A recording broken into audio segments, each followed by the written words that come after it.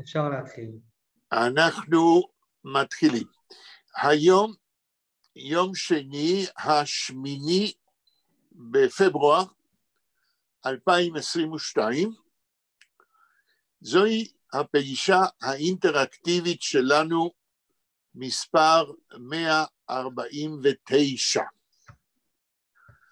במסגרת Learn Yiddish and Yiddish Literature Online, קבוצת הלימוד שלנו של שפת יידיש וספרותה,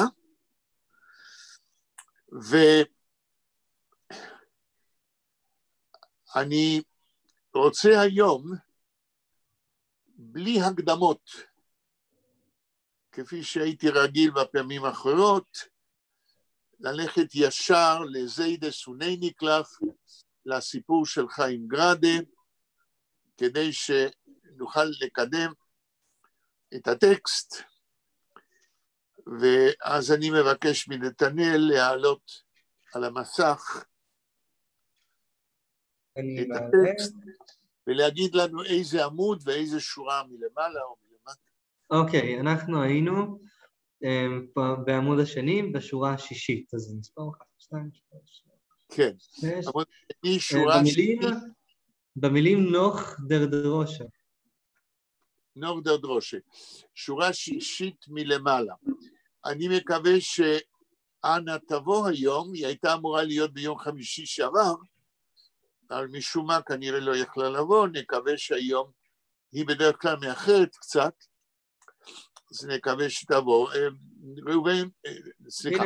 הנה אתה מדבר וכבר אנה נכנסת. יפה. אנה? רגע.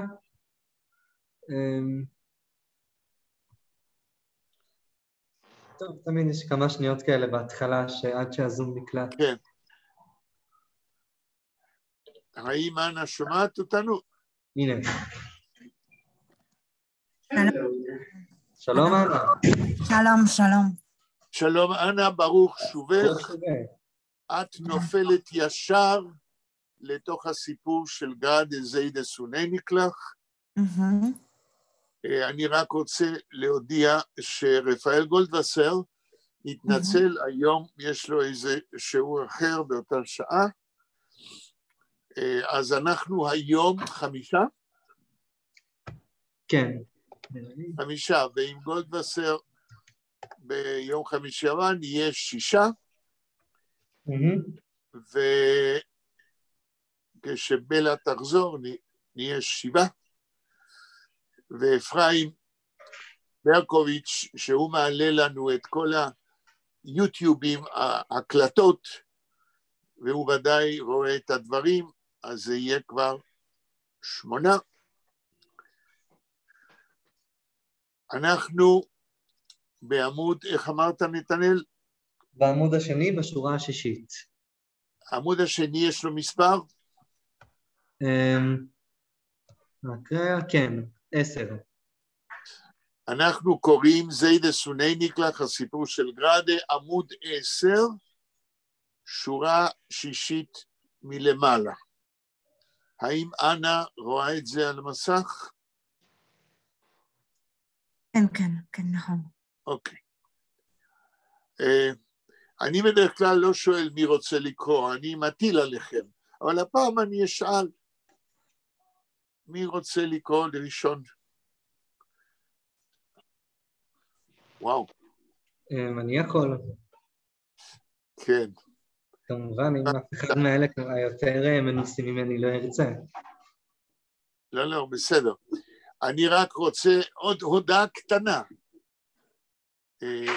התחלנו עם נתנאל, מחוץ לפגישות הזום שלנו, התחלנו לקדם את ידיעותיו ביידיש, כי אני רוצה שהוא יגיע לרמה קרובה יותר לרמה שלכם, אז התחלנו כבר לפני כמה ימים, ואני מעביד אותו קשה, ביקשתי ממנו שיקח מחברת וירשום כל הדברים שקשורים לדקדוק, ואנחנו מקווים שבקרוב נתנאל יוכל לתרגם חופשי חופשי, ואם לא, אז לפחות שהוא יזהה בתוך משפט איפה יש פועל, איפה יש שם עצם, איפה יש מילת יחס, וזה תמיד עוזר כדי להתמצא. אז בבקשה, נתנאל. השישית מלמעלה. כן. נוח דר דרושו, סעודה דרושה. נוח דר דרושה, סעודה ושמחה, ודוס בר מצווה אינגל, אפשר הפור מול אונמנסטן דתפילין, גאנדיקט. נקודה.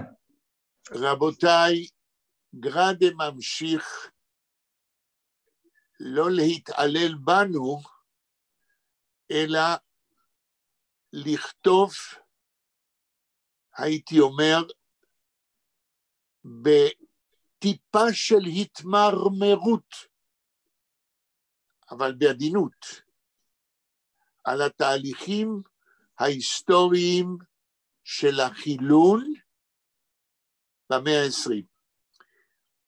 זה אני אומר על סמך מה שנתנאל קרא. לפני שהוא יתרגם, אני שואל את כולכם, איזו מילה קרא נתנאל שמעידה על מה שאני אומר, שגרדה גם מתאר את תהליך החילון ואפילו קצת מתמרמר.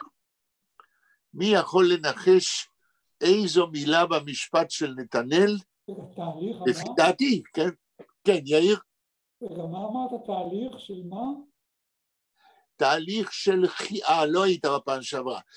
בפעם שעברה אנחנו הגענו למסקנה שהסיפור זיידה סוני נקלח, חוט השדרה שלו, מההתחלה ועד הסוף, עד הסוף אני אמרתי, אבל גם מה שקראנו, זה ניסיון לתאר בצורה ספרותית ובתמצית את תהליך החילון, המעבר מחברה מסורתית שומרת מצוות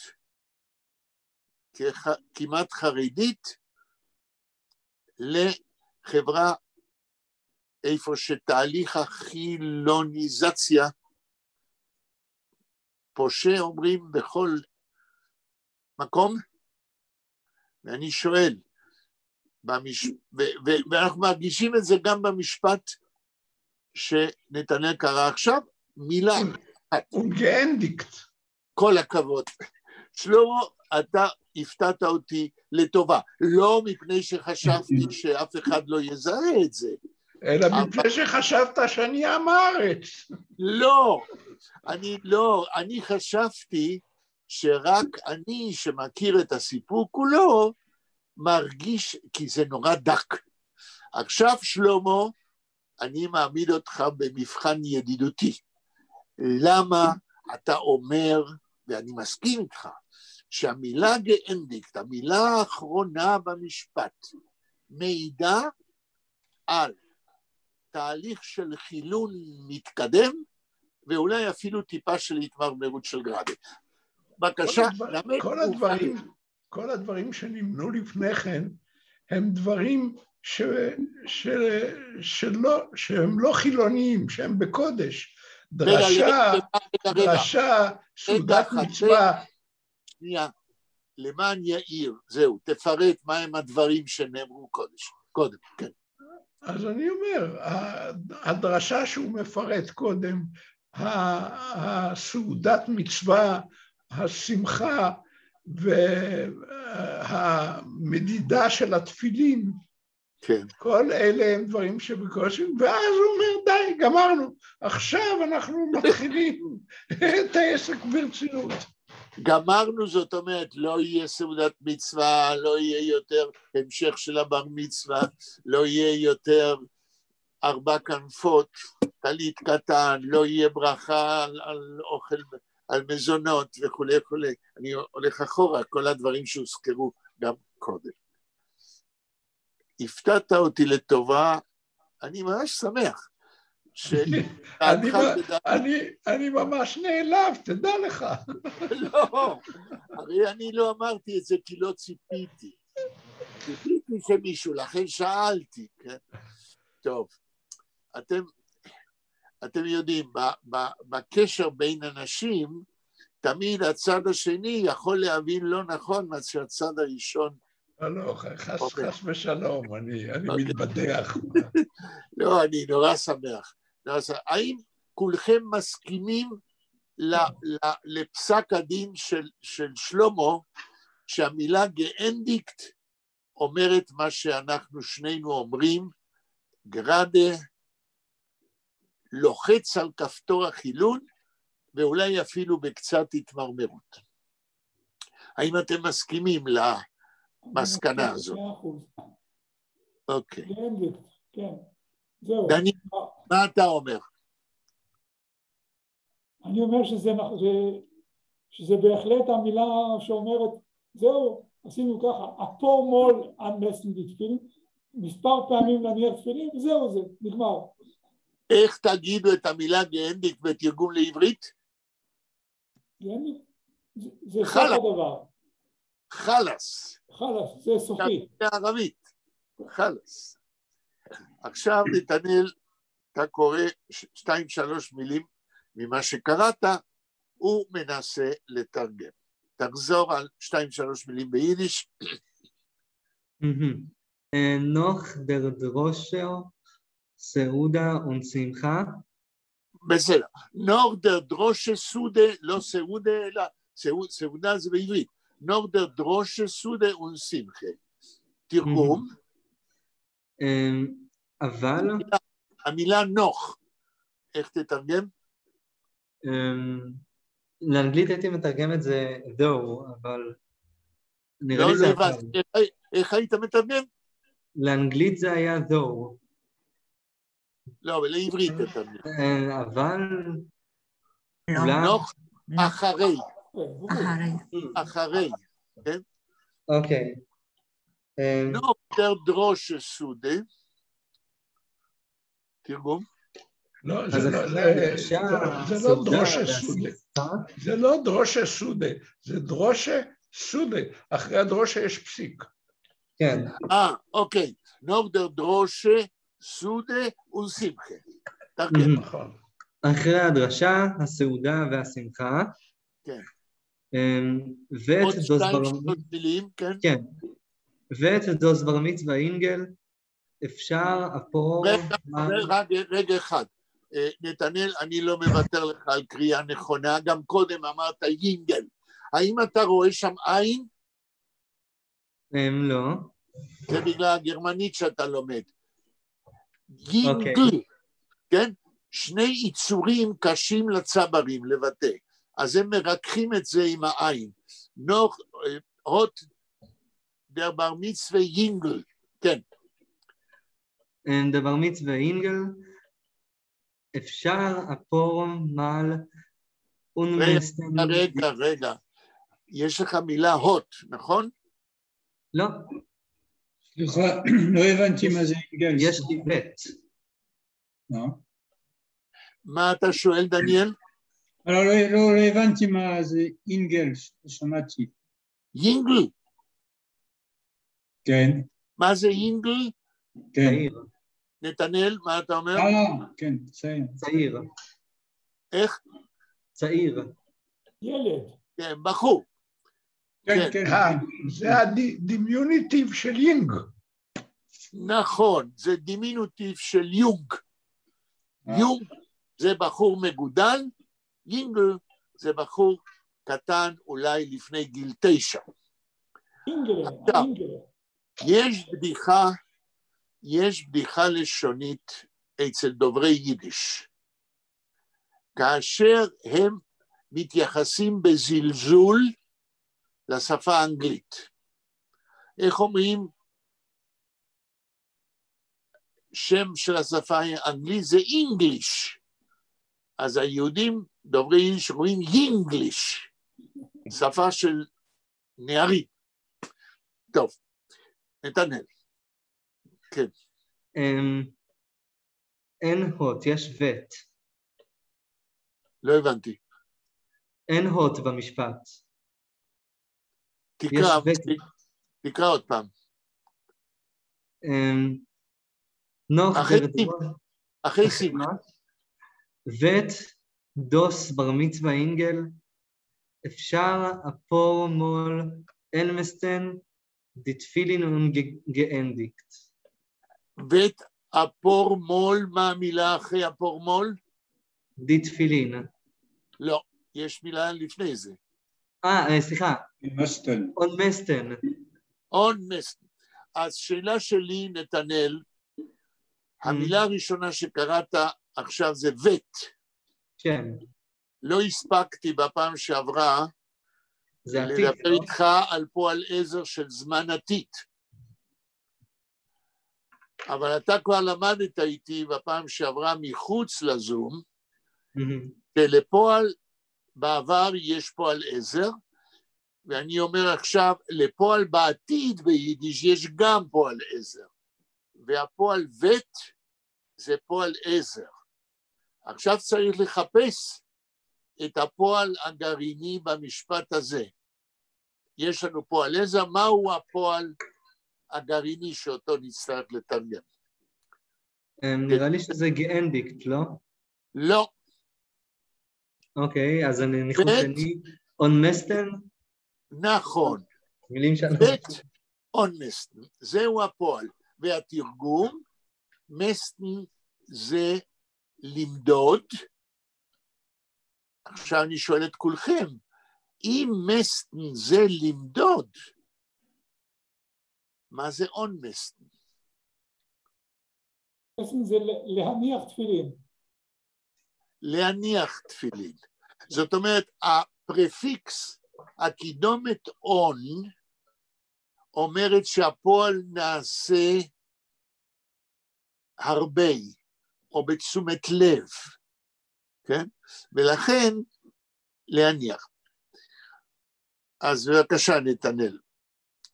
אז אותו בחור אחרי הדרשה ואחרי השמחה ואחרי הסעודה, ות און-מסטן, הוא יניח, כן? את התפילין. כן. איך כתוב ביידיש המשפט עוד פעם? ות דוס בר מצווה אינגל, אפשר אפור מול און-מסטן דתפילין. און-מסטן דתפילין. מה זה המילה אפשר? אפשר ביידיש? אפשר כמו בעברית? כן, כן, אבל איך זה מתפקד במשפט שקראת?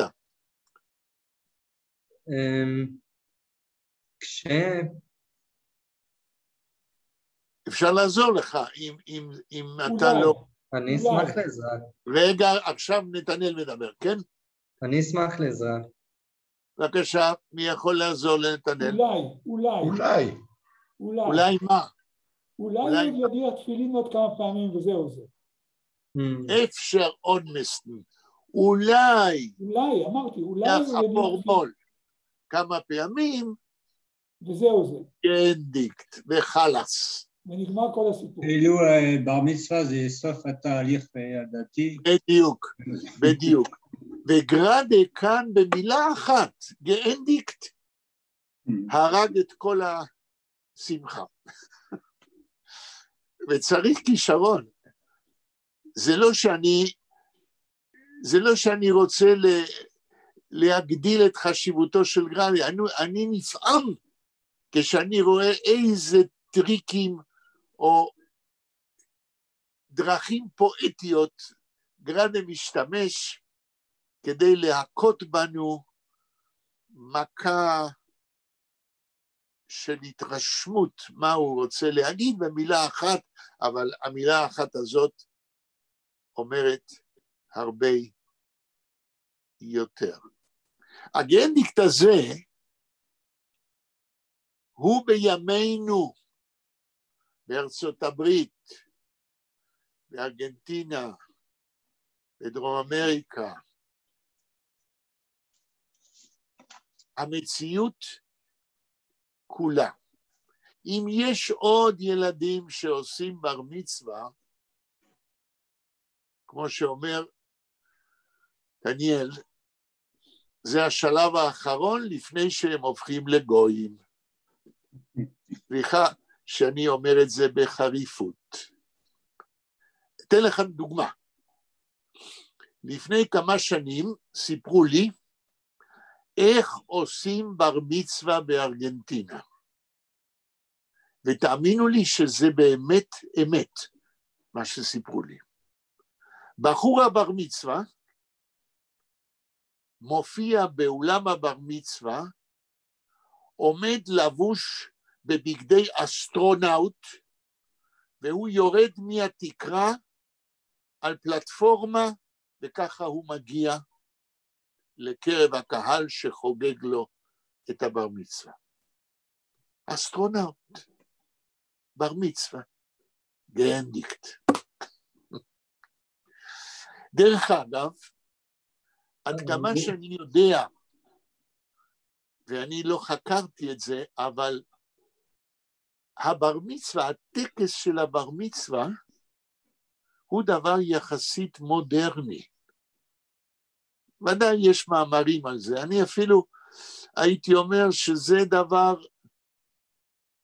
אולי צריך לבדוק את זה, משהו מקביל לקונפירמיישן אצל הלא יהודים. זה איזשהו העתק שלקוח מהחברה הלא יהודית. בר מצווה לא נמצא בתורה, וזה דבר די מודרני, אולי זה בא מגרמניה, מי שמתעניין, אם הוא יכתוב בגוגל, אני מניח, בר מצווה, הוא ימצא את זה, את העניין עצמו. נתנאל, המשפט הבא. אצל הנוצרים יש דבר כזה. מה אתה אומר? אצל הנוצרים יש גם דבר כזה, קוראים את זה בצרפתית קומוניון, זה כאילו חיבור עם האלוקות. כן, רק שהקומוניון, זה יש גם בארגנטינה, אצל הקתולים, בדרום אמריקה. כן, יש לי הרושם, תשמע, דניאל, יש לי הרושם, אתה מכיר את זה יותר טוב ממני, אין הרבה דמיון בין בר מצווה לקומוניון. אין שם דרשה. נכון. אין שם קריאה בכתבי הקודש, בתורה.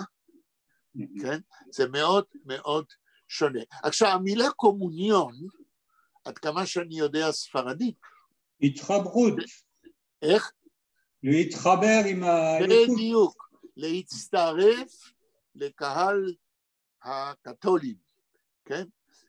עכשיו, השם בר מצווה, תשימו לב, בן מצווה, מכניסים אותך, כן, לקיום מצוות, כן, על פי דת ישראל. זה התחייבות, לכן הסוחר שלנו כאילו אומר, חלס, אני מספיק כאן. לא רק מספיק כאן, אלא בזמן הבר מצווה, אם אני עוד זוכר, אבא שלי היה צריך להגיד, ברוך שפטרני. נכון. מה זאת אומרת ברוך שפטרני? ברוך שאלוהים פטר אותי מעונשו של זה.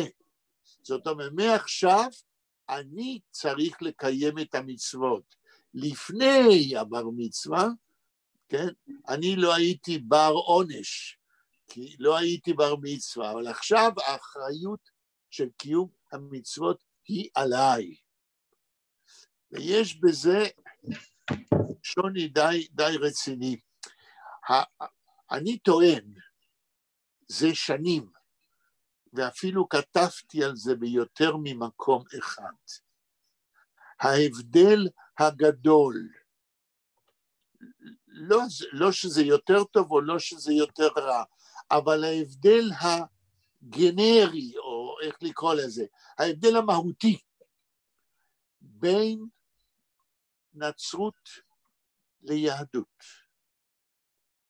הוא שהאמונה בכל אחת משתי הדתות, ואצל כל אחד מבני כל אחת מהדתות.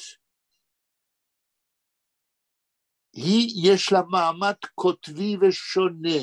הנוצרי מספיק שהוא מאמין באלוהים, כן, אצלם זה השילוש הקדוש, אבל לא חשוב, מספיק שהוא מאמין בלב, ואז הוא נוצרי. הברית החדש. כן, ואצל היהודים, תרי"ג מצוות.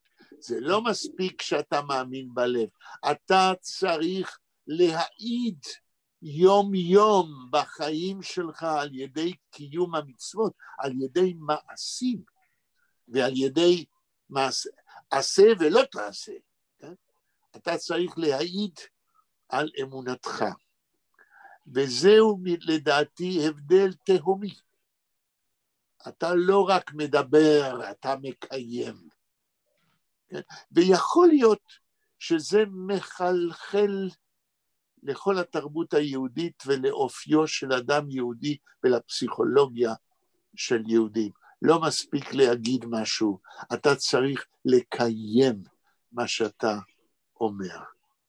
בנצרות, עד כמה שאני יודע, כן, אף פעם לא הלכתי להתוודות לכומר, אבל אתה בא, הכומר יושב לו בבוטקה שלו ולא רואה אותך, ואתה עושה קונפשן, ואתה מתוודה על כל החטאים, והכומר עושה אבסולבנציה, כן, והוא משחרר אותך מהעונש, ואומר לך פרדון, ובזה אתה יכול להיות הלאה נוצרי כשר.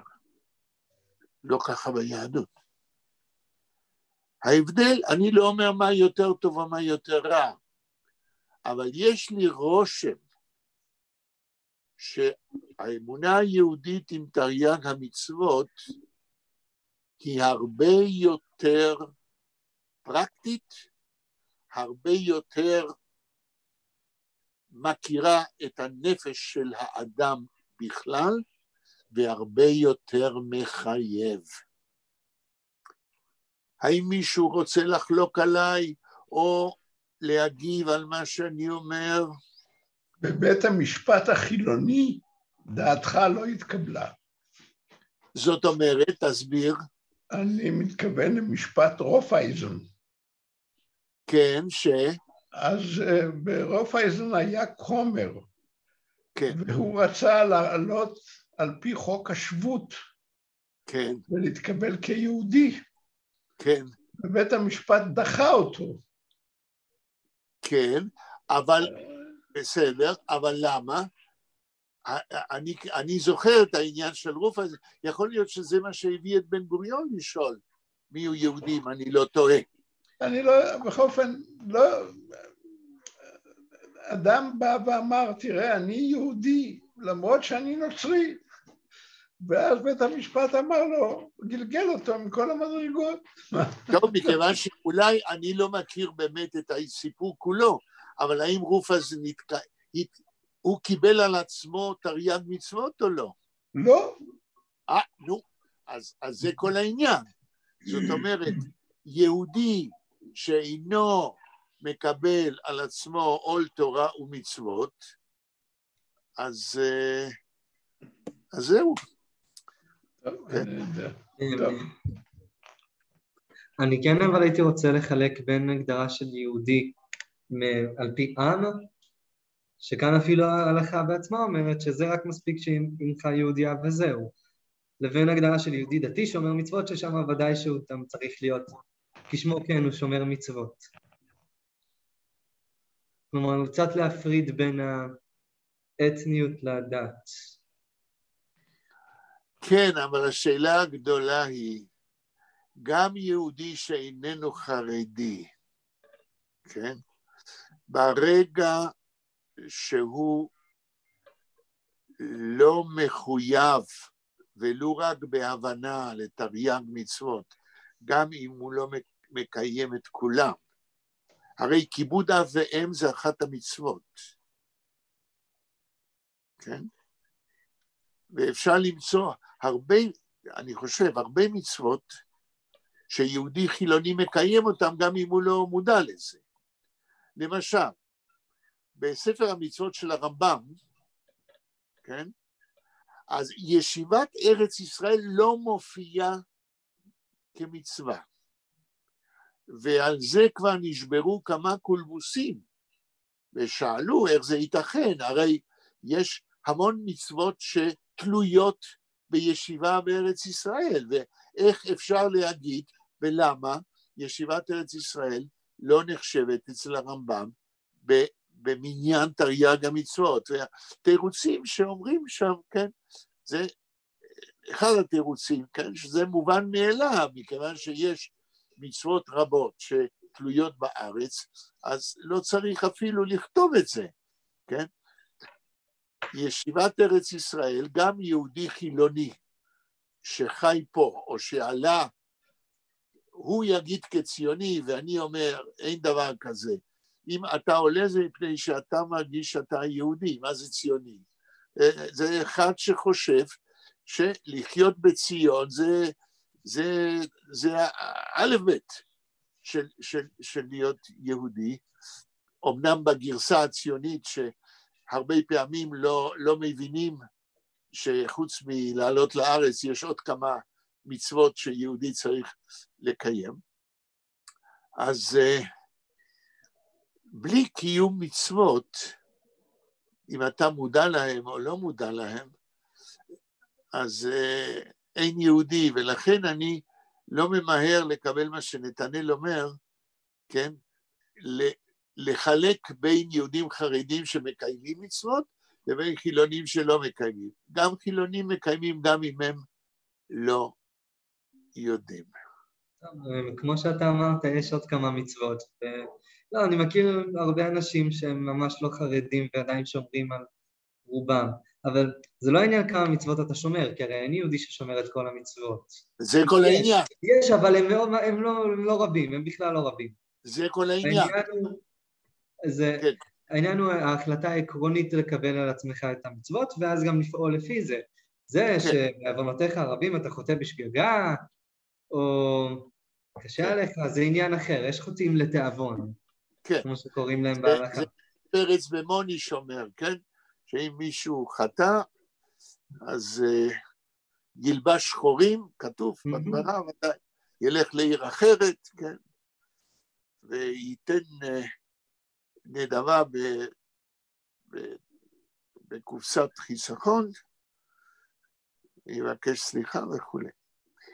אבל מה שיוצא מהשיחה שלנו ומהמילים האחרונות של נתנאל, שאני מאוד מסכים, שבסופו של דבר כל יהודי, כן, נמצא על הרצף, לא על הרצף של האוטיזם, אלא על הרצף של קיום מצוות. יש יהודים שמקיימים הרבה יותר מצוות, ויש יהודים שמקיימים פחות מצוות, אבל זה רצף אחד.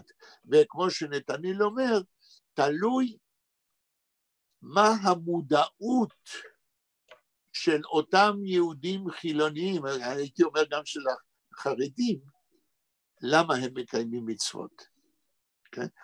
זה לא סתם במקרה. רציתי להעיר שבעניין ההוא שאמר שהיושר קובע מי הוא יהודי. שטריגלר, לא, הוא לא קובע, אבל זה אחד התנאים הראשונים, כי נבל ברשות התורה זה נבל. אז ככה אפשר להגיד שדרי וליצמן הם לא יהודים, ועוד כמה מיליונים. נכון. לא רק דרי וליצמן, כמעט כל מי שהיום ידוע בפוליטיקה, חוץ מאותם קיצוניים שעיוורים מהאידיאולוגיה של עצמם. אני מסכים עם שטריגלר, ואני מסכים עם מה שאתה אומר, מכיוון שזה לא מספיק לחבוש כיפה, ולא מספיק, כן, לתת ברכה כל פעם שכתוב שצריך, ולא מספיק להעמיד פנים של צדיק ולעיקרה רב. שטריגלר יש לו פה תנאי שבדרך כלל אף אחד לא מזכיר אותו, אבל אני מאוד מסכים איתו שלקיים מצוות ולא להיות ישר, טוב, אנחנו ממשיכים. שלמה, משפט הבא. אם גם der Seide wird damals schon Avadai liegen unter a Bergel Erd. עד פה. תרגם. הסבא, או אז, בוודאי... מה זה או אז? מתי? למה מתכוון גרדה? מה זה או אז? זאת אומרת, אחרי שהם גמרו להניח תפילין והם החליטו לצאת לדרכם. בדיוק. זאת אומרת, כשהנכדים האלה יהיו כבר גדולים, כן? אז הסבא, מהו הפועל, שלמה? הפועל המלא. במשפט הזה. זה אני עושה את זה בשביל לתנל יותר, כי אני יודע שאתם כבר יודעים. ליגן. זה לא כל הפועל. וט ליגן. נכון, וט ליגן, וט פועל עזר של זמן עתיד, ווט ליגן. וט זה וויל, כמו באנגלית, כן? וט זה מה? כמו וויל באנגלית. כן, כן, פועל עזר של זמן עתיד. מה זה ליגן? לשכב, זאת אומרת... הסבא יהיה כבר מת. כן, ישכב עם אבותיו. הוא ישכב אונטר הברגל ארד. איפה הוא ישכב? מתחת לאדמה, אונטר ארד. מתחת להר קטן של אדמה. ברג זה הר וברגל זה ערימת אדמה, זאת אומרת בקבר. תלולית, תלולית. תלולית, נכון. תלולית אדמה. יכול להיות, הרי מצבות, שאלה טובה, מתי התחילו לעשות מצבות על קברים? כן? הרי תלולית אפר, זה בעצם המצבה המקורית. כן? לא תמיד ודאי היו מסתתים אבן שלם ושלמה ועושים. אוקיי. עוד משפט, שלמה. רגע, יש מילים שאני לא... אדרבה, תשאל. כן, דמולט. אז. זוהי מילה מאוד חשובה. מי יכול לעזור לנתנאל? אז. אז. אומר גרדה שדמולט, אז כשהנכד יגמור עם כל המצוות, כן? זאת כשהנכד יהיה כבר גדול, הסבא יהיה מתחת לתלולית בקבר של אדמה. דמולט. לא kein Ruh wird nicht haben. תרגום.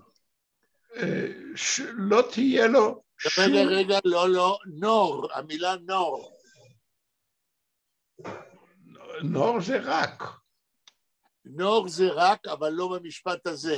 לנור יש כמה תרגומים, תלוי באיזה משפט זה נקרא. נור פה זה אבל. אבל נור kein Ruh, שום מנוחה לא תהיה בחלקו. לא תהיה לו בקבר. זאת אומרת, אילו הסבא היה רואה איך הנכד חי כיהודי, הוא היה מתהפך בקבר מרוב אי נחת. wird viele Eulam האמס wissen, als das Einikel liegt... לא כתוב דס, לא כתוב דס. לא קראתי Eulam האמס wissen... אז דס Einikel. אז das Einikel liegt nicht kein Tfilin. liegt nicht kein Tfilin. wird אפילו עולם האמת וישן, הוא ידע אפילו בעולם האמת שהנכד איננו מניח תפילין. וואו, רבותיי, גרדה כותב כאן דבר חזק. כתב אישום. יותר.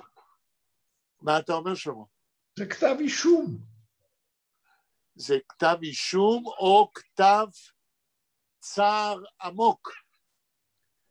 עכשיו, למה אני אומר שהמילים האלה שקראת הן חזקות ביותר?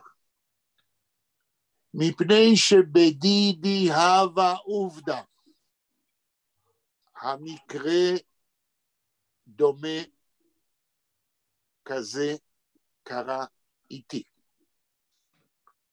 פרט ביוגרפי מחיי, שממחיש את הטרגדיה מבחינה יהודית. אני עולה ארצה בספטמבר 1960.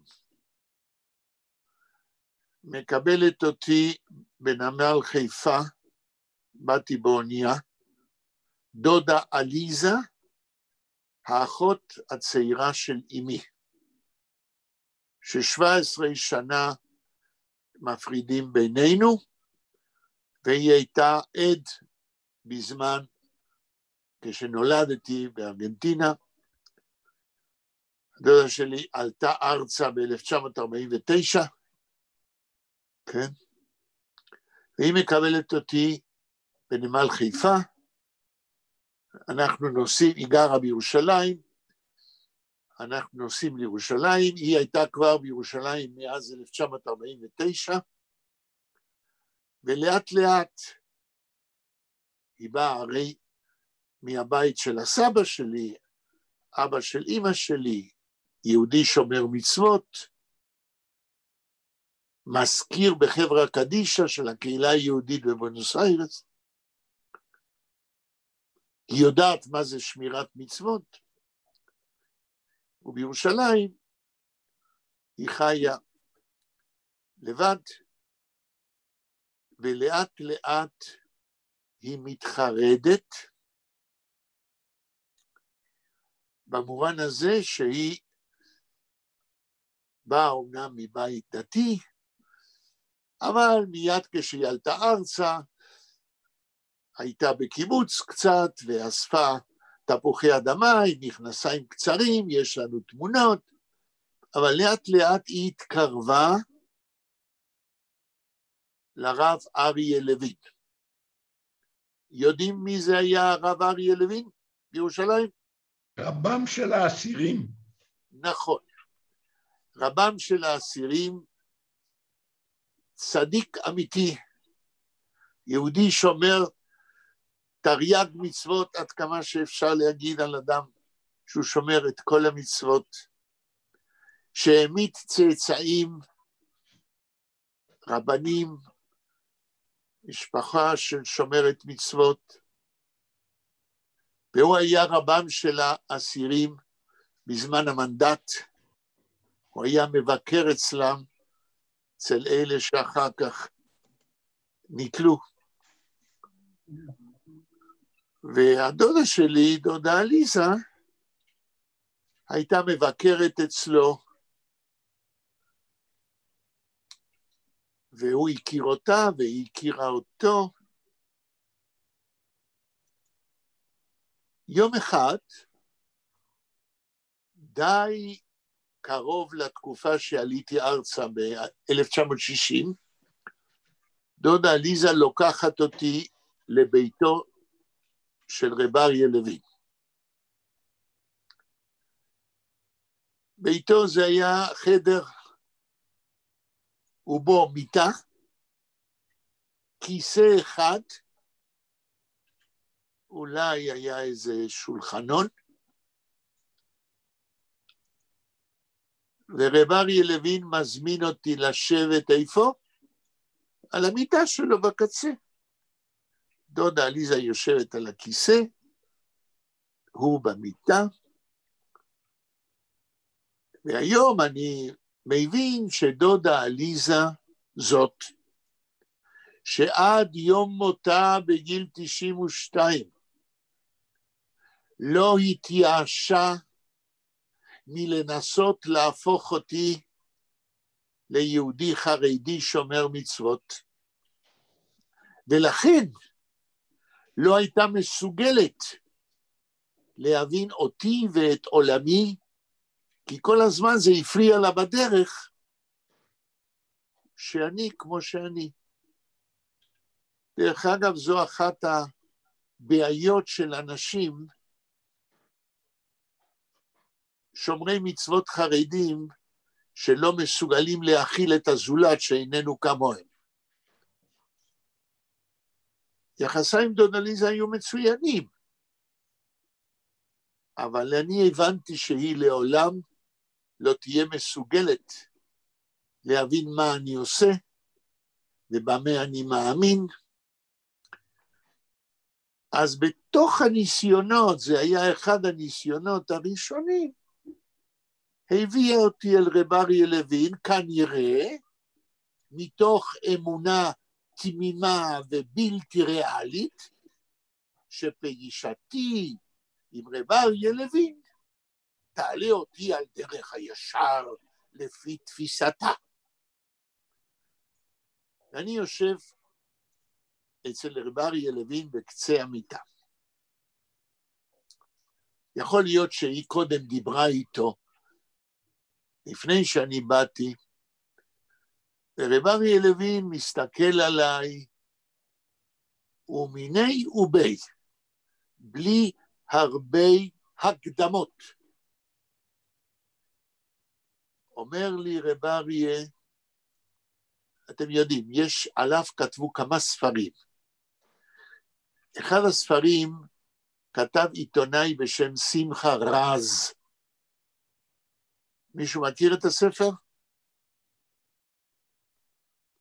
אתם שומעים אותי? כן, אנחנו לא מכירים, אני לא מכיר. אוקיי. הספר כתוב על רב אריה לוין כספר על צדיק בדורו. והוא כנראה היה כזה. אז הוא מסתכל עליי, ומיני ובי, בלי הקדמות, ואני אז בן 19, כמו נתנאל באותו גיל.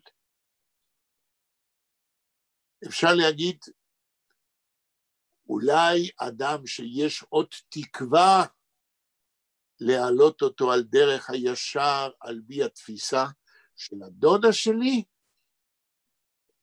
ואולי גם של רב אריה. אז הוא אומר לי ככה, תדע לך שדבר ראשון שיהודי חייב לעשות, זה להניח תפילין יום יום. כן? הרי אנחנו מדברים עכשיו על גרדה ועל התפילין. אני הנחתי תפילין עד גיל 14. כן. זהו. טוב, אם סיימת, אני רוצה לספר סיפור קטן על רב אריה לוין. בבקשה. אני, כשהייתי במדרשיית נועם, שהייתה ישיבה תיכונית, איפה? במדרשיית נועם בפרדס חנה. אוקיי. אני בניתי רדיו גביש. עכשיו, מהו רדיו גביש? זה רדיו שאיננו צורך חשמל, לא מהתקע ולא מסוללה. הוא מקבל את האנרגיה מתוך האנטנה מהשמיים. פשוט מאוד. ואתה מסוגל לשמוע אותו רק עם אוזניות, כי אי אפשר בכמות האנרגיה הנמוכה שהוא צובר להפעיל רמקול. ואני באתי לרב אריה לוין וביקשתי היתר לשמוע את הרדיו הזה בשבת. הרי אין פה שום בעיה. רגע, לפני שאתה ממשיך, אתה לא גרת בירושלים. אני גרתי בירושלים כל חיי. ולמה באת לרב אריה לוין דווקא, ולא לרב פוסק הלכות? קודם כל, הוא מצא חן בעיניי בגלל הסיפורים שסופרו עליו, ובית הוא היה שכן שלי. יפה. תזכיר לי איפה הוא גר? הוא גר לא רחוק מרחוב יונה, אני חושב שקראו לזה רחוב זכריה. בכל אופן בשכונת כרם אברהם. כן. ואז הוא שאל אותי איך בנוי הרדיו הזה שלך, ואז הסברתי לו. אז הוא משך בסקנו ואמר, תראה, אבל אתה תהנה מחילול שבת של קריינים. אז אמרתי לו, מה פתאום? אני שומע רק את רדיו רמאללה, ושם הם גויים.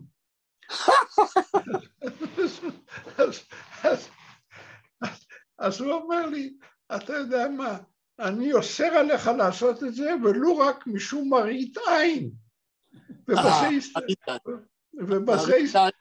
שלמה, מראית עין זה כלל גדול בהלכה. נכון. כלל גדול בהלכה. נכון, כן. בזה הסתיימה השיחה. אוי, זה סיפור נהדר. סיפור נהדר. האם פעם פרסמת אותו? לא. זה פעם ראשונה שאני מספר אותו כך לאנשים רחוקים. תשמע, אני כבר אומר לך, אם אתה כותב את הסיפור, אני מתחייב להעלות אותו גם באקדמיה עדו וגם בפייסבוק של מפעל דוב סדן, לכבודו של רב אריה לוין. ועכשיו אני אספר דבר על רב אריה לוין שקשור גם למרדכי שטריגלר הסופר וגם למשפחה שלי. אולי פעם אמרתי לכם, אולי לא, אני כבר לא זוכר. האח של הסבא שלי, ששמו היה צבי שוורץ, כאשר הוא בא מוורשה עם אשתו, לאחר שהוא גר בוורשה מ-1921, ובהתגבר האנטישמיות באירופה, הוא היגר לארגנטינה ב-37, וגר 400 מטר מהבית שלי בבואנוס איירס, וייסד כתב עת בשם שריפטן, כתב עת ליהדות אינטגרלית, כמו שהוא קרא לה. וכתב העת הזה הופיע בדפוס 3 פעמים בשנה במשך יותר מ-30 שנה. זה היה מין רידר דייג'סט של מאמרים על יהדות לפי עונות השנה. כל גיליון הוקדש, נגיד, לקבלה, לחג מסוים, והוא פרסם שם מאמרים שהתפרסמו שנים קודם לכן בכתבי עת ביידיש במזרח אירופה. אבל הוא גם פרסם מאמרים שנכתבו בשנות ה-40 וה-50 על ידי סופרי יידיש בעולם. אחד המאמרים היה סיפורו של מרדכי שטריגלר על ביקור שלו אצל רב אריה לוין. כן? והגיליון הזה יש לי בבית. טוב, הרחקנו קצת לכת, אבל... סליחה פרופסור, אני ראיתי עכשיו שרב אריה לוין זה חיה כמו רב ל-prisoner, for the prisoner. נכון. נכון. נכון. הוא היה הולך לכלב עכו, אם אני לא טועה, הוא ידע שהאנגלים דנו למוות יהודים, והוא היה בא לעודד אותם. יש הרבה סיפורים, לא ניכנס לזה עכשיו. מה זה חיה זה מגרש? מה? מה זה חיה זה מגרש חרוסים? לא הבנתי. מגרש מה? מגרש הרוסים, באזור בירושלים, ששם הייתה המשטרה הבריטית, לימים גם המשטרה, לימים גם המשטרה הישראלית, ושם היו עוצרים אנשים עד שהיו מכניסים אותם לכלא. מה, למה זה קורה רוסים? כי יש שם כנסייה רוסית. כנסייה רוסית מאוד מפורסמת, וקרוב לשם נמצא המגרש איפה שיש בית הכלא. עד היום, מגרש הרוסים, יש שם בית כלא, ועד היום יש שם עצורים בכל מיני פעולות איבה נגד החברה הישראלית, ואשתי טובה שנים הייתה באה לבתי המשפט האלה במגרש הרוסים כדי להיות נוכחת במשפטים על כל מיני נאשמים, כן? כדי לראות איך הצדק נעשה במדינת ישראל.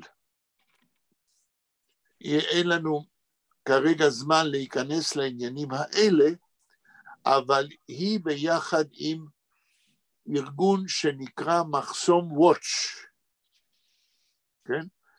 היו מייצגים של הציבור שבאים לראות ולהיות עדים כיצד נעשה המשפט בארץ. סליחה, אני קראתי עכשיו, בשבילי זה גדול.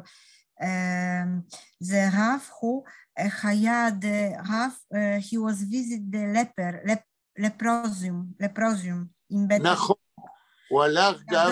אני, כן, בשבילי זה גדול לי, אני הייתי עכשיו במצרים, I was visit the leprosium, still the people are around the Cairo, they are sick of the leper, but for me, if somebody, in this time when he was visit them, there was not such a knowledge like we have now, so he was not afraid. For me, something gadol, because time was people was really afraid the people lepra with leprosy. נכון, רב אריה לוין היה דמות יוצאת דופן, והספר של, איך אמרתי, שכחתי עכשיו את השם שלה. רז. איך? רז. כן, רז. הספר של שמחה רז על רב אריה לוין, אם פעם תוכלי להשיג אותו, יש שם דברים בלתי רגילים עליו. אוקיי, אנחנו חוזרים לטקסט. סליחה, זה קצת, the last my question. זה חיה עם בית לחם דלפרוזיום? I'm no first time. לא, בירושלים היה מקום איפה ש... איך אומרים לפרה בעברית? אני לא יודע לפרה. כן. איך אומרים מה? עוד פעם, תחזור. לפרה, לפרוזיום, לפרה. לפרה? מה זה? נו, המחלה הזאת, זה לא שחפת, זה יותר גרוע. דבר. איך? דבר. דגל? לא. לפרה? לא. לא זוכרים? אני יודע, אבל שכחתי. הרי בירושלים, איך? מה שאומר, כן, דלה, אני גם חושב ככה. מה אתה חושב? זה אחד מהמכות במצרים. כן, אבל אני מחפש את המילה בעברית. בירושלים היה בית חולים, איפה שגרו. צרעת. איפה שגרו אלה שהוכו בצרעת. היום המקום הזה, יש שם מסעדה ויש שם מוזיאון ויש שם פעילויות תרבותיות, כן, מפני שאני לא יודע, כנראה שמצאו רפואה לדבר הזה, וזה במקום מרכזי בירושלים כיום. בית הנסן. בית הנסן, זה נקרא, בית הנסן. אני לא יודע אם נשאר שם איזשהו מוזיאון לגבי הצרת, לגבי ההיסטוריה של אותו בניין, אני מניח שמשהו אולי... יש שם. כן, כן. אז אנחנו חוזרים לטקסט, ויאיר, משפט הבא. Und sind seinen besser? והבנים שלו יותר טובים? אופה, תראו, אני מלא התפעלות. הרי גרנדה לא יכול לספר לנו ספר שלם על תהליך החילון. הוא יורה משפט קצר. זאת אומרת, הנכדים, אז הסבים כבר מתהפכים בקבר, כי הם כבר לא מתנהגים כמו יהודים. ונדיזין זיינן בסר, והבנים של אותם זקנים, האבות של הנכדים, טובים יותר? אתם יודעים, יש ביידיש, אתה שואל שאלה, איך קוראים לזה? זוהי שאלה שאת התשובה יודעים. זה לא באמת שאלה, אלא זה אמירה אבסולוטית שאפשר להבין מתוך השאלה שהבנים לא יותר טובים. אולי כמו הנכדים, או אולי גרועים ביותר. בואו נראה את ההמשך, יאיר. Murmeln, Brogeslech,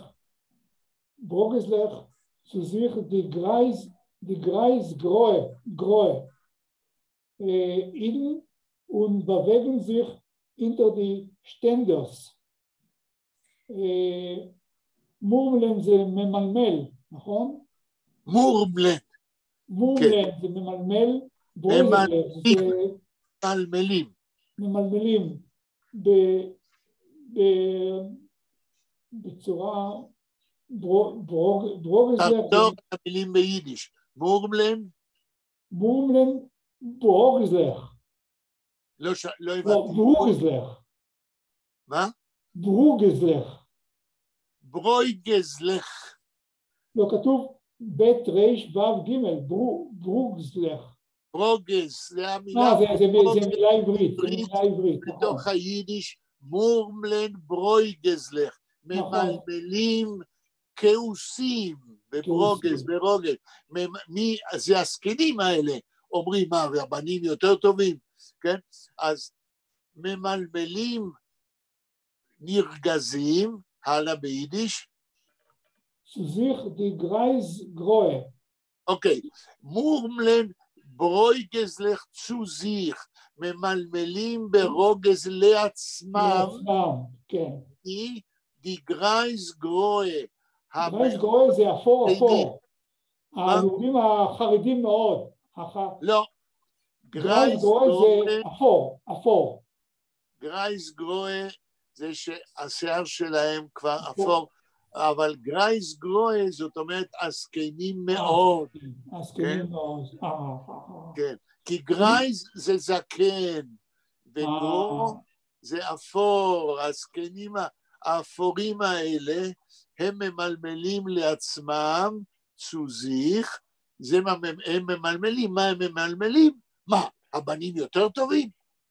זאת אומרת, גרדה שם את הטרוניה בפי הזקנים.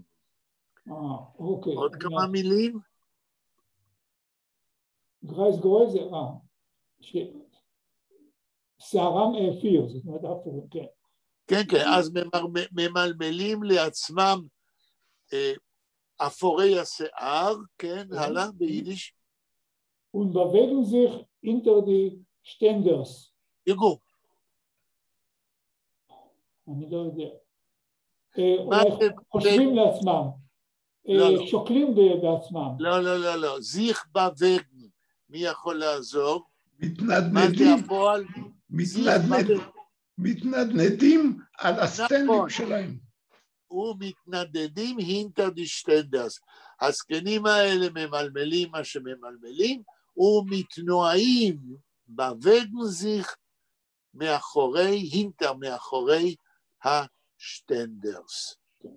עכשיו אני מצפה לשאלה מנתנאל על מילים ספציפיות. מכיוון שאוצר המילים של נתנאל לאט לאט גדל, אבל הוא עדיין צריך הסבר למילים. זה נכון, נתנאל? זה כמובן שזה נכון, אבל אני עוקב ורושם לי את המילים שאני לא יודע. כל הכבוד. התרגום שלכם תוך כדי. כל הכבוד. אז מורמלן זה לתרגם, ברוגז, כאילו, ברוגז לך לא הייתי מורמלן זה ממלמל. כן, כן. זה אונומטופיה, זה כמו שמצלצל, כן. וגראי זה זקנים, גרוי זה אפור, ווגן זה מתנוענעים. בוון.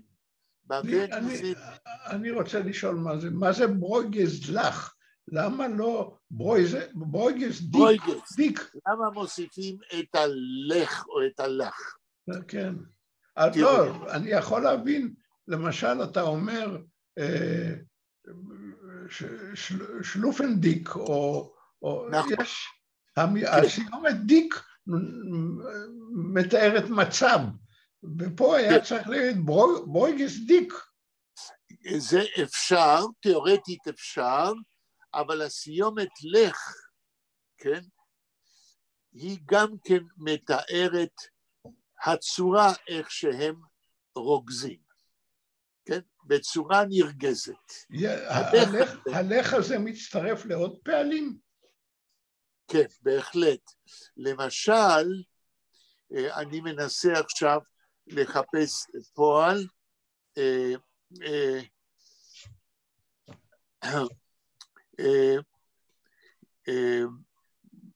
תן לי לראות.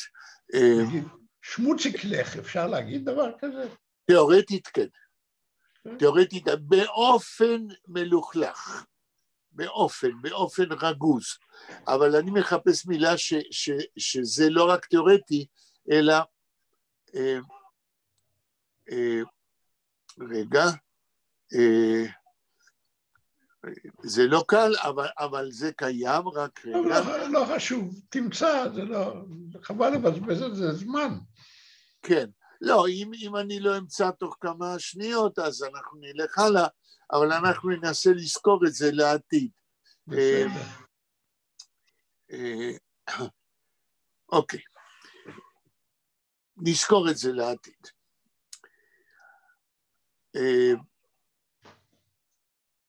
אני קראתי. כן, עוד משפט, יאיר. אוקיי, שתן, אלהי,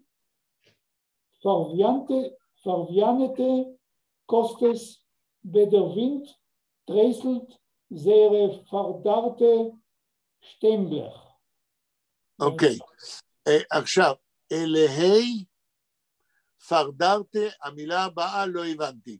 אלהי, פרוויאנטה. כן, הלאה.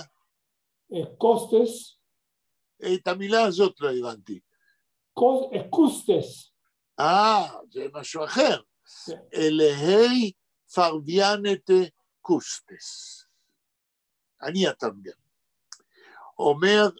אומרים הזקנים, כן, והבנים יותר טובים, והם מתנדנדים, כן, והם אומרים את זה ככה ברוגז, זאת אומרת, הזקנים לא שמחים מהדרך של הבנים שלהם, לא כל שכן של הנכדים, אלהי, כאילו, כן, הרי הזקנים מתנדנדים, כאילו הם קוסטס, כאילו הם קוצים, הזקנים, הרי קוץ זה דבר יבש, דבר דוקר, אמרנו שהזקנים דוקרים, אבל איזה קוצים?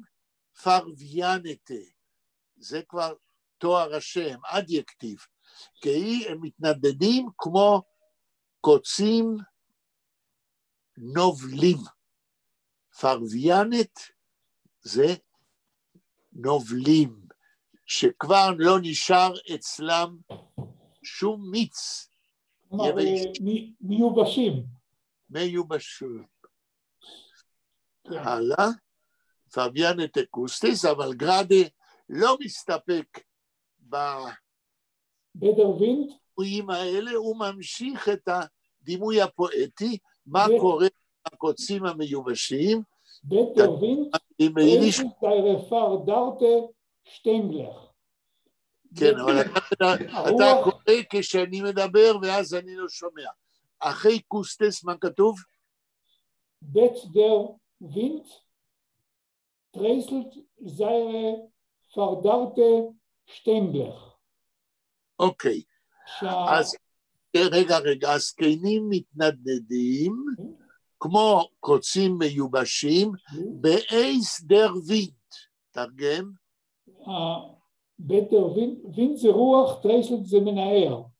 לא, בייס זה כמו בעברית, בעת, בזמן שהרוח, בזמן שהרוח, המילה הבאה ביידיש? טרייסלט. כן? זה מנער או מזיז? מנער. מנער. מנער. אני פעם סיפרתי לכם, אתם זוכרים מה היה שם השחקן בסרט הזקן והים? ספנסר טרייסי. ספנסר טרייסי. אז יהודים היו מתלוצצים, ספנסר טרייסלזיך, מכיוון שהזקן, טרייסלזיך, כן, רועט, כן, אז זה ספנסר טרייסלזיך, כן. זה פרדרטה שטנגלך. זה פרדרטה, אני לא יודע מה זה פרדרטה. רגע, עכשיו נקרא עוד פעם את כל המשפט ואז נגיד לך. המשפט כולו. Und die Sinn seien besser, murmeln, Brogeslech,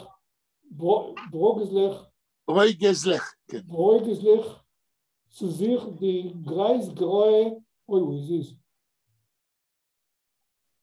Die greisgraue Iden und bewegen sich hinter die Ständers. Elai verwianete Kostes, der Wind dreißelt Seere Fardarte Stengler.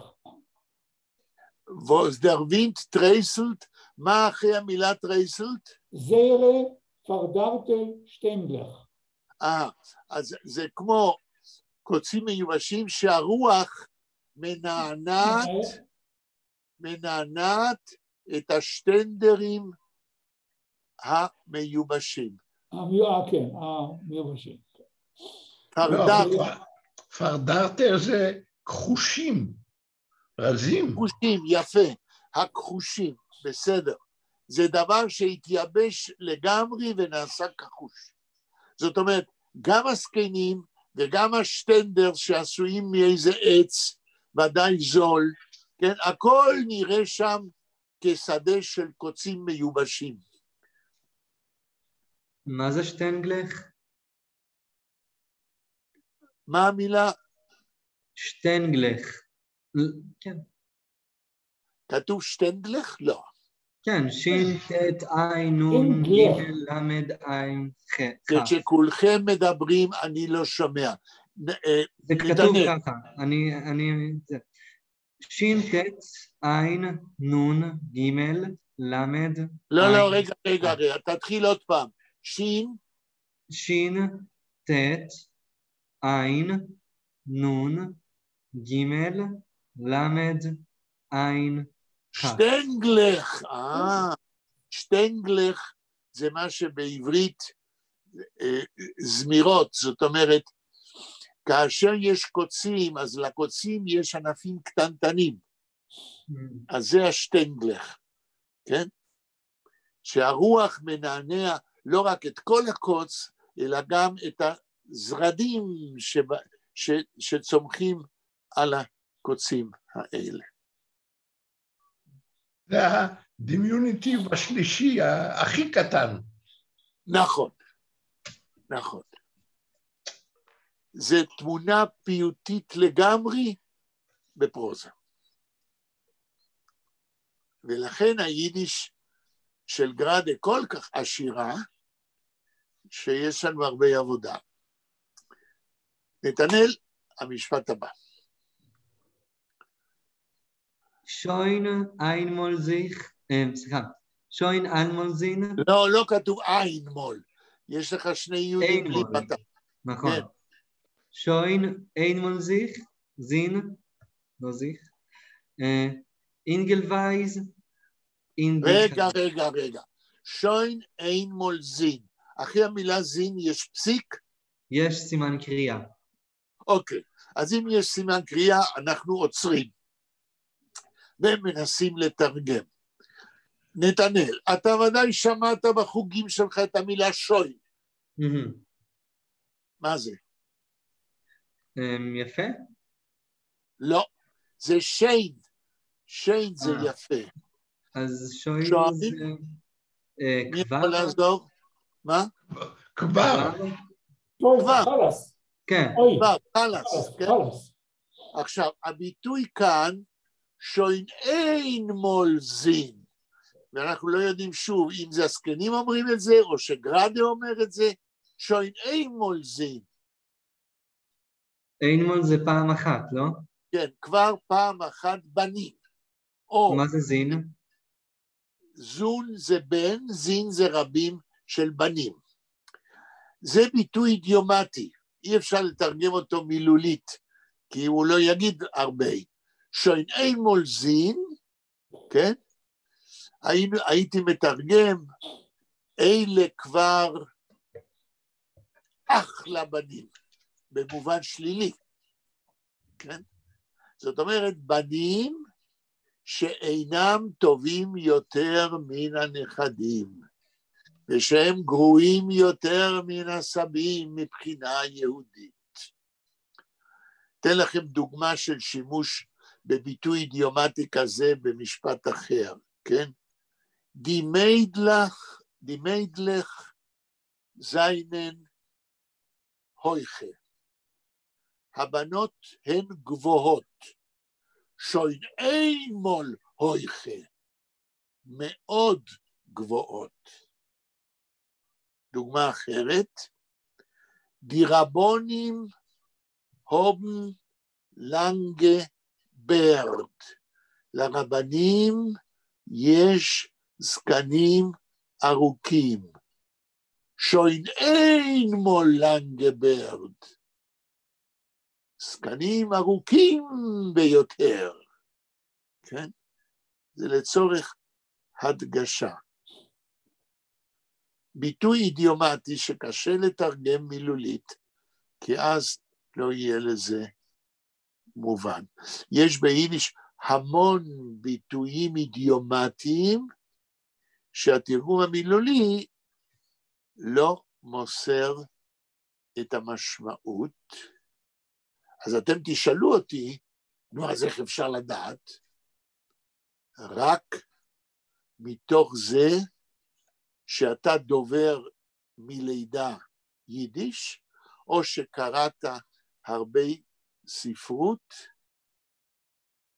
אחרת אין אפשרות לחדור למשמעות של הביטויים האידיומטיים. אתם תמצאו אותי, תפגשו אותי הרבה פעמים שאני אגיד, זהו ביטוי אידיומטי. זאת אומרת, תרגום מילולי לא מספיק וצריך להרחיב. רציתי להעיר, למשל עוד דוגמה של שוין, שרואים מישהו הולך, יש שם בורות, ורק רוצים שהוא לא ייפול לבור, והוא נופל לבור, אז אומרים, שוין.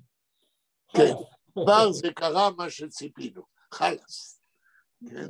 אבל פה, שוין אין מול זין, זה קצת שונה, כאילו הזקנים אומר, הם כבר פעם אחת בנים, אבל שליליים, ממה שהזקנים אמרו עליהם, כן? זאת אומרת, הם דוגמה מפוארת של מה שלא צריך להיות. גרדה דובר, מדבר וכותב יידיש מאוד אידיומטית. אני רוצה להגיד בזה, שמי שדובר יידיש, יש דרגות שונות של עומק מסירת מחשבות ומשמעות דרך השפה. אחת השכבות היותר עמוקות זה בעזרת דיבור או כתיבה אידיומטית. זאת אומרת, שימוש בביטויים, לא סתם במילים, שימוש בביטויים שלמים, צירוף של מילים, שהתרגום המילולי מעולם לא ימסור את המשמעות של הביטוי. יש משמעות עומק שרק דובר השפה מלידה או מתוך הרבה קריאה יבין. בכל שפה יש ביטויים אידיומטיים, כן?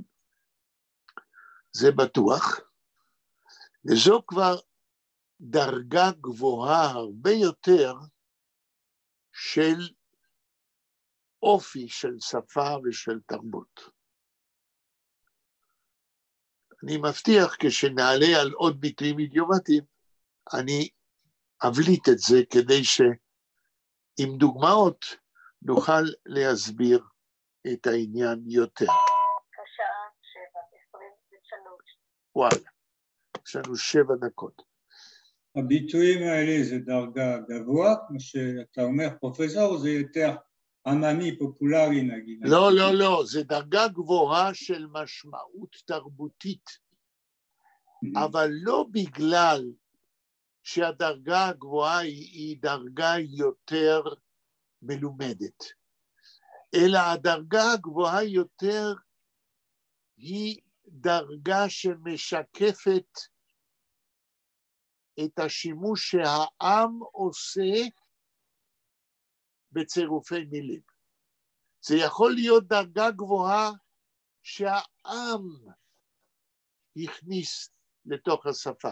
זה לא חייב להיות, השאלה שלך מאוד חשובה, זה לא חייב להיות דרגה גבוהה יותר אינטלקטואלית או מלומדת, בכלל לא. לכן אמרתי עממי, אני לא יודע. אתה צודק. כשמישהו אומר, תראה, כשמישהו אומר, זין זון, הבן שלו, יסגבן התלמיד חוכם. הבן שלו היה תלמיד חכם, ואז מוסיפים, שוין אימו לתלמיד חוכם. זאת אומרת, תלמיד חכם גדול. האם אי אפשר לתרגם אם לא למעלה מזה? בהחלט אפשר לתרגם. אבל, אם זה נאמר בטון הומוריסטי, הכוונה שהוא תלמיד חכם קטן מאוד. האינטונציה, איך שהביטוי האידיומטי נאמר, היא דוחפת כלפי מעלה או כלפי מטה. לכן אינטונציה זה חלק משמעותי של המשמעות בדיבור. לא, אבל אני אתן לך דוגמה, נניח שאני אומר שלנסקי היה גדול הפושעים האמריקאים, אם לא כן. למעלה מזה. כן. זה משמעות שלילית, לא חיובית. ואין פה שום בסדר? הומור. רגע, אז אם אני אגיד, הרי הנושא כאן זה העולם התחתון. אז אנחנו נגיד, לנסקי is given a größer גנב. ואז אני מוסיף, שוין אימול הגנב. כאן אין שום אפשרות להוריד אותו בדרגה. בגלל ההקשר, אנחנו מדברים על עולם תחתון, מעלים אותו בדרגה. אבל אם אני אומר, כן? אם אני אומר, mein Sohn, אבא ממורמר, אומר, mein Sohn is an עם הארץ. הבן שלי הוא עם הארץ. שוינאים או לעם הארץ. אז אני כמובן מעלה אותו בדרגה של המרצות, אבל מוריד אותו בדרגה של ידע. יש כל מיני אפשרות. לא, אבל התרגום שלי תופס. אם תגיד, אם לא למעלה מזה, זה משתלב טוב במשפט הזה. הבן שלי עם הארץ, אם לא למעלה מזה, כן? לא מתחת לזה. לא, זאת אומרת, הוא עם הארץ עם קבלות. אני מקבל, בסדר. בסדר. תרגום שלך יכול מאוד לעזור. זול זין. לא שמעתי? אני אומר, זול זין, שיהיה, בסדר. זול זין. אוקיי. האם יש שאלה עד כאן, קומנטר על הסגנון של גראדה, על דרך הסיפור שלו?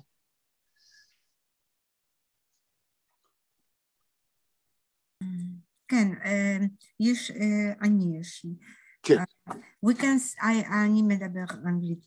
We can say, to describe the Haim Grade, we can say that he was the idiomatic schreiber. אני חושב, אנה, שאת צודקת. אם אנחנו היינו עושים סקאלה, כן? דרגות של שימוש בביטויים אידיומטיים אצל סופרי יידיש, אני חושב שאת צודקת, אף אחד לא עשה מחקר כזה, אבל ממה שאני יודע, וממה שאני קראתי בספרות יידיש, אפשר בקלות להגיד שגראדה, אחד הדברים היפים בסטייל שלו, בסגנון שלו בכתיבה, זה השימוש באידיומים ביידיש.